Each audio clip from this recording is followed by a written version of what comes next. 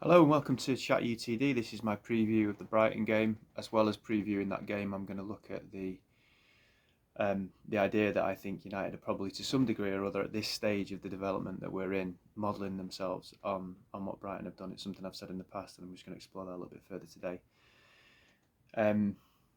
We will also look at other stories around the club, as always, but we'll start with a preview of the game. Real test for United. Not just can we go and win the game by hook or by crook, because I think we probably could, but to go to Brighton and play with that very purposeful intent like we did in the first half against Fulham, to do something different, to play with more consideration, to pass the ball, to retain possession, to be more patient, to play a higher line, to box the team in like we did against Fulham. That's great on a Friday night in front of your own fans, first game of the season, everyone's really up for it. It's a fresh slate. To go to Brighton and do it is different, and that's what I'd love to see tomorrow, is keep that momentum up, not just in terms of results, but in terms of that intent to play a specific way, because we definitely saw a shift in that first half against Fulham. Fulham negated it in the second half, and it faded a little bit. In my written piece, analysing the Fulham game the other day, because I was on holiday, I said then, like the first 45 minutes of Ranieri's tenure at United against Crystal Palace was so markedly different to what we'd seen before, because even after a few days of training, he had a prescribed way that he was trying to get the team to play, and it was just night and day compared to what we'd seen previously. But it lasted for 45 minutes, and they didn't have the capacity, they didn't have the motivation to keep doing it. So last week against Fulham, we definitely saw a shift, I thought. But I would say the maximum it lasted was an hour. I'd probably say 45 minutes. So I want us to go and be brave and carry that out away at Brighton, which is not easy to do. And Brighton in itself is a tough game. We've had some problems with them historically since they've got back in the Pro, since they've got into the Premier League. So it's not just result, of course, that's the most important thing, but I'd like to see, again, that intent to play a specific way again. And I imagine he'll probably pick the same team. Maybe De Ligt might come in for Maguire, which would be good to see if he does. There will be people calling for Xerxes. Understandably, he came off the bench, he scored a goal. But I think the balance of the team with Mount and Fernandes is quite a nice balance. It's capable of counter-attacking. It's capable of controlling the game when we have possession. I like it. I think it's worked well. On Xerxes, there's some people getting a bit carried away. Obviously, he comes on and he scores the winning goal. It's a brilliant moment for the lad. But I think up to that point, he'd been pretty anonymous in the game since he came on. And then after the goal, even though there's only a few minutes of the game left, everything about him seemed to change. His body language looked so much more positive. He was so much more proactive and aggressive. His touch was brilliant. He was trying things. He was holding play up with real confidence and assurance. His presence grew after the goal. And it'd be lovely to see that momentum carry on, of course, but we've got to look at the balance of the team. It's not at the end of the world if either way, really. I think is a great option to have. But I think without the option of having Højlund on, obviously even on the bench at the moment, it's good to have a game changer who can come on, and Xerxes would probably be that player. I'm not going to spend loads of time analysing Brighton. It's just not my. I'd rather concentrate on what we can do and what we can't do. I know more about that. I'm not going to profess to know loads about Brighton, but just quickly, I would say João Pedro, Welbeck, always seems to do well against United. Those two are dangerous players. They've signed a lad from Feyenoord, a defensive midfield player who's a Dutch international who looked really decent actually. He might be worth watching out for. They always seem to get these players, Brighton, where you look at them and think they've not cost loads of money. They're international players. They're young. They're hungry. They're a great profile player, and that brings me on to what I was going to say next. Really, I think, and I said this months and months ago, when INEOS first came in. I think by the way that INEOS have operated in these first few months and even in the first few weeks at United, they are modelling themselves a little bit on the model that Brighton have put together. Now, obviously, it's on a much bigger scale with United, but you've obviously got the Dan Ashworth thing when Dan Ashworth was at Brighton. But if you look at Brighton, they have a very clear structure. That structure and that ethos and that culture that they created supersedes the manager. So subsequently, when Graham Potter left, it was completely seamless when De Zerbi came in. And I imagine they already had De Zerbi in mind. And De Zerbi at that point had done okay in his managerial career, but he wasn't a household name by any means. But they'd obviously done their homework. They knew who the young managers were out and about in Europe and further afield, and they've gone and got him, and they've just continued to be really progressive. They've now got a manager who's 31. Again, I've never heard of him. I don't know yet. I've only played one game, but again, I imagine they just had him in mind, regardless of reputation. To the outside world, they look at who are these managers that are out there who will tick our boxes for us as the culture that they want. And that's why with United, I didn't mind when we were linked to Kieran McKenna, because it was based on the conviction of the type of character and the type of profile of manager we want, rather than his reputation, rather than his name. Now, of course, that didn't end up happening, but I didn't mind that at all, that we were linked to him and that potentially could be somewhere we go back to in the future. Interestingly, Brighton were linked to him as well. But just to look at why it might not be too much of a bad thing in a way that we're modelling ourselves on this structure that Brighton have got, in terms of how well run a club they are. Their net spend over the last 5 years is minus £1.5 million. In other words, they're £1.5 million in credit over a 5-year period. In that time, they've consistently sold their best players. They've consistently brought young players in for really reasonable prices. They've continued to steer well clear of relegation or any problems, and actually kept progressing up the league and continue to do better and better, even with Potter leaving to go to Chelsea. Last year was probably a little bit of an anomaly because they were in Europe, and I think they struggled to cope and mix those two things together. And maybe De Zerbi had just ran his course at Brighton, but they still were well clear of danger. And for a club of their size, it's still another really solid season. You compare that to United in the last 5 years, and our net spend is minus £540 million. Sorry, plus £540 million, meaning that we're in debt of £540 million in terms of what we spent. And look at what we've done in 5 years as a club that's got really high expectations. What have we got for that £540 million compared to what Brighton have got for minus £1.5 million? And it brings me to think, Sir Jim Ratcliffe's he's mentioned it a few times. He speaks about Real Madrid and says, in 10 years they've spent X amount of money, and in 10 years United have spent similar or more. But look, Real Madrid have won however many Champions Leagues, La Ligas, built a state-of-the-art stadium, and what have United got to show for it? Absolutely jack shit. A rotting, decaying football club. Now, Real Madrid are where we want to hopefully end up being, but you've got to have a stepping stone or a rope bridge to that. And I would say, I hate to say it, because my expectations of United are so high, but Brighton are probably a competitor of United's at the moment. And absolutely it needs to be on a bigger scale. But I can see why they'd look at what they've done, the type of player they attract, the type of business they do.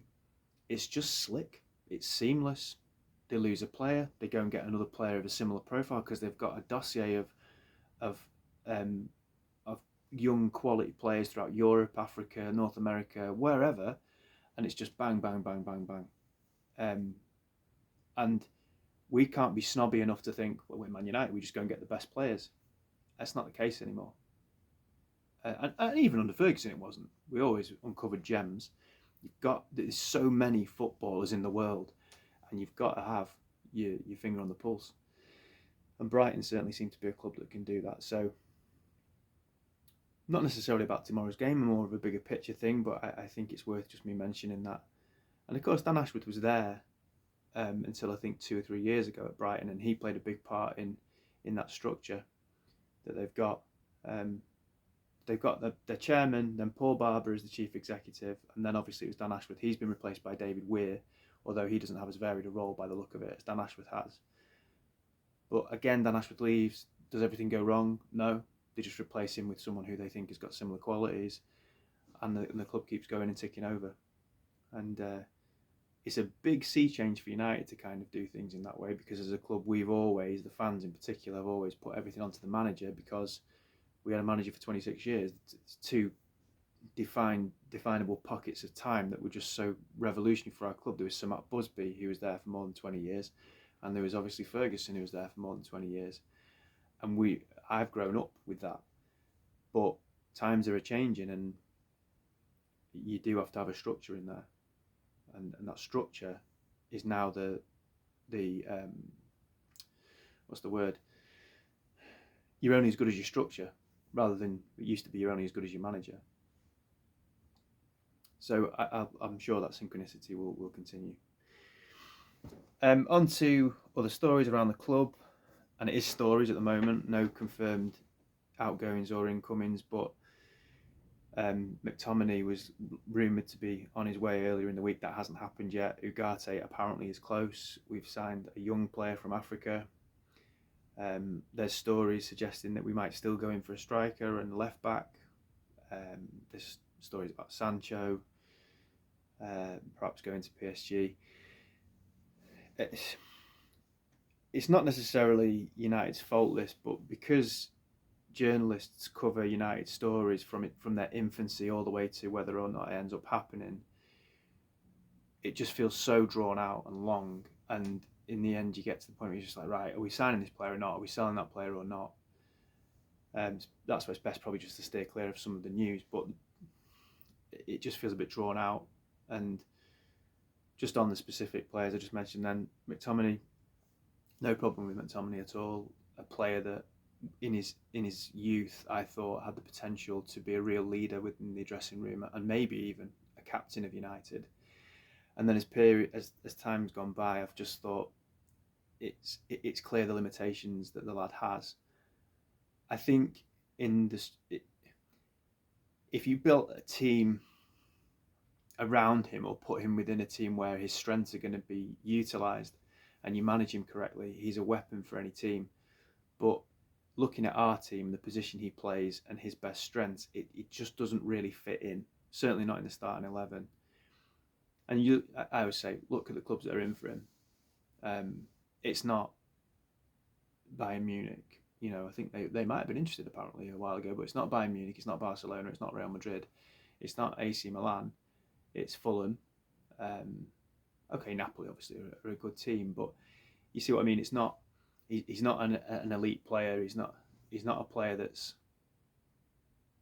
going to take us to places where we haven't already been. We know what he's got. We know what he hasn't got, and I think it's time for him to probably move on.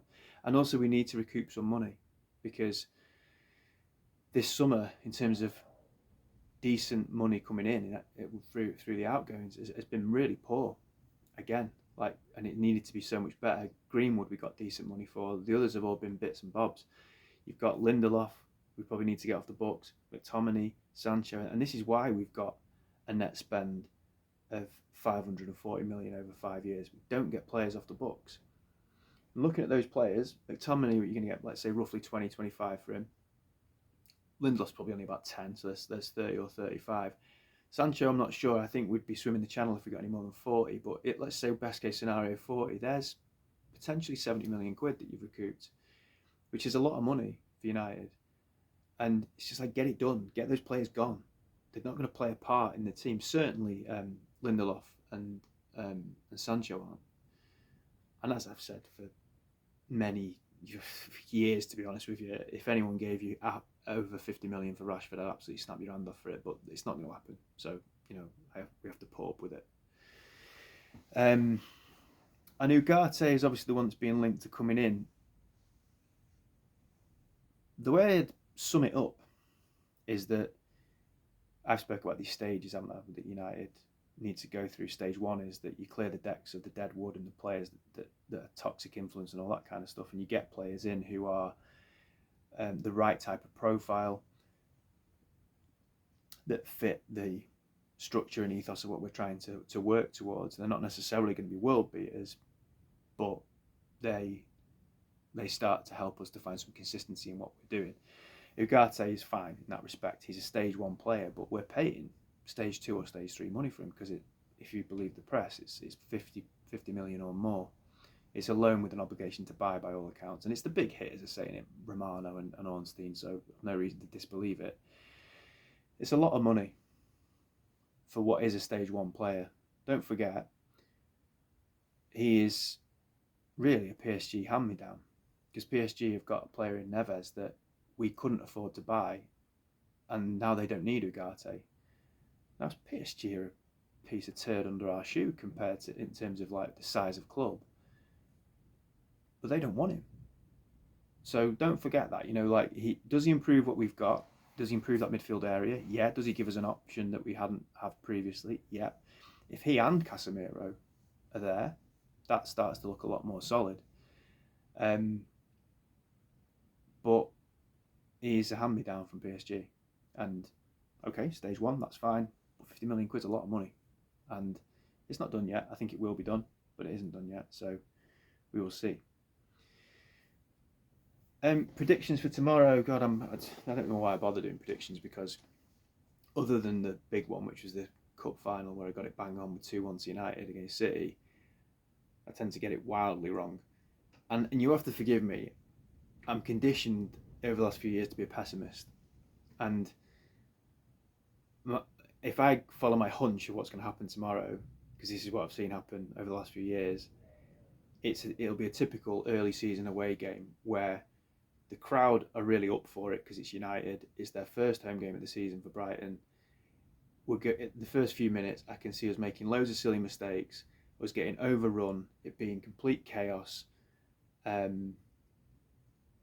Brighton absolutely going for us, and us being unable to deal with it. So I think there's a simplicity to, at times, just going away from home and for the first 5 or 10 minutes just get your foot on the ball and knock it about. And Ferguson was lauded rightly for playing swashbuckling football, and he did. But so many times I watched United, and I'm not talking about going to Anfield and places, Barcelona and Galatasaray. I'm not talking about those big hostile environments. Yes, he did it there. But we'd go away to Charlton or Burnley, where the crowd are really up for it for the first few minutes. And you could see what he said to the players was, boys, just put your foot on the ball and kill it for the first 5 or 10 minutes. Kill the atmosphere. Goodison, we used to do it there as well. And then you start to play your game. And as I said right at the start of the video, I want to see us play with that same purposeful intent, to be more considered, ball retention, higher up the pitch, patient, and look for the right moments to make those killer passes. All the things we did in the first half against Fulham. Can we transfer that from Fulham at home to Brighton away? Big test. Hopefully we can, and hopefully we can get the 3 points. Cheers. Glazers out.